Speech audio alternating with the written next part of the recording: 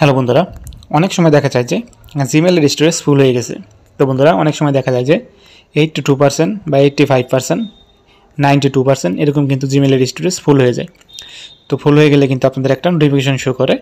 তো নোটিফিকেশনের মাধ্যমে কিন্তু আপনারা জানতে পারেন যে জিমেলের স্টোরেজ ফুল হয়ে গেছে। তো জিমেলের স্টোরেজ যদি ফুল হয়ে যায়, কীভাবে আপনারা খালি করবেন? তো আজকের এই ভিডিওটি আপনারা সম্পূর্ণ দেখলে কিন্তু বুঝতে পারবেন। তো চলুন ভিডিও শুরু করা যাক। সেজন্য আপনাদের সর্বপ্রথম যে কাজটি করতে হবে, আপনাদের চলে যেতে হবে গুগল ফটোজ যে অ্যাপ্লিকেশন আছে, আপনারা গুগল ফটোজ অ্যাপ্লিকেশনের মধ্যে চলে যাবেন। তো আমি গুগল ফটোজ অ্যাপ্লিকেশনের মধ্যে চলে আসলাম। আসার পর দেখতে পারছেন এখানে আপনাদের যে প্রোফাইল লোগো চলে আসবে, মানে আপনাদের যেখানে জিমেলের লোগো চলে আসবে, আপনারা জিমেলের লোগোতে ক্লিক করে দিবেন। তো আমি জিমেলের লোগোতে ক্লিক করে দিচ্ছি। এরপর আপনারা দেখতে পাচ্ছেন এখানে লেখা আসবে ম্যানেজ স্টোরেজ। তো আপনাদের এখানে কিন্তু একটা নোটিফিকেশন শো করবে। তো আপনারা কী করবেন, ম্যানেজ স্টোরেজে ক্লিক করে দিবেন।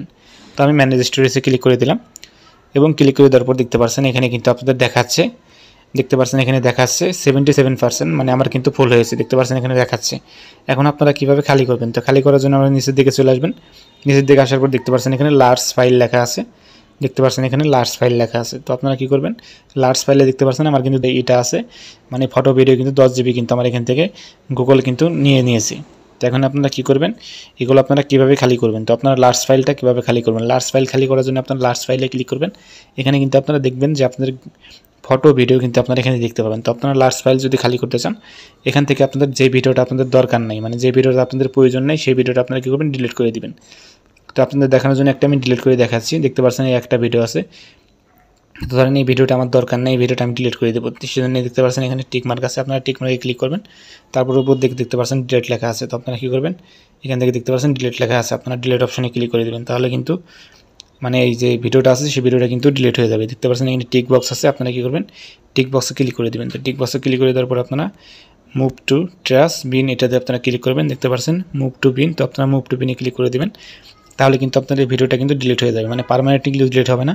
এই ভিডিওটা কিন্তু আপনাদের থেকে যাবে গুগল ফটোজের মধ্যে, আবার কিন্তু আপনাদের ডিলিট করতে হবে।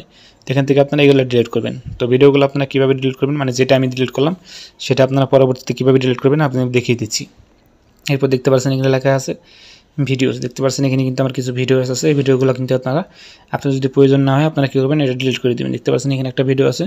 তো আপনারা এভাবে দেখতে পাচ্ছেন এখানে আমার যে আছে লার্জ ডিভাইস আছে, এখানে আছে। তারপর দেখতে পাচ্ছেন পাশে আছে 3 MB। এগুলো আপনারা কী করবেন, ডিলিট করবেন একটা একটা করে। ডিলিট করে দেওয়ার পর দেখবেন আপনাদের যে জিমেলটা ছিল, মানে সেই জিমেলের যে স্টোরেজটা ছিল সেটা কিন্তু অবশ্যই খালি হয়ে যাবে।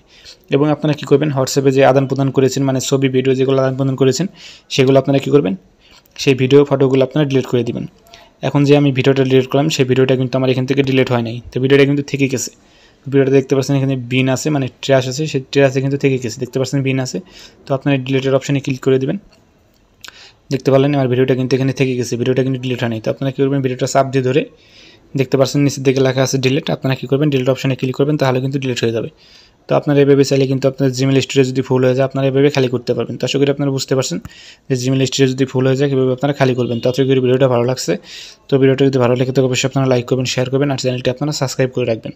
সবাই ভালো থাকবেন, সুস্থ থাকবেন। দেখা হবে অন্য কোনো ভিডিওতে। আল্লাহ হাফেজ।